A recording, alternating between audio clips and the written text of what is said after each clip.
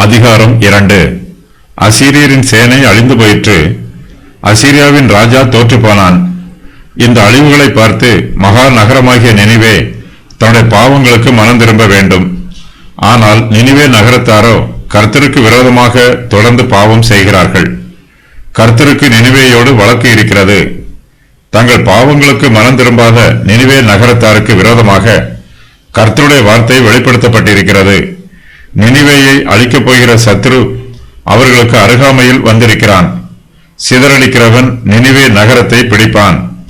நினிவேயின் ராணி சிறைப்பிடிக்கப்படுவாள். அரண்மனையில் உள்ளவர்கள் ஓடிப்போவார்கள்.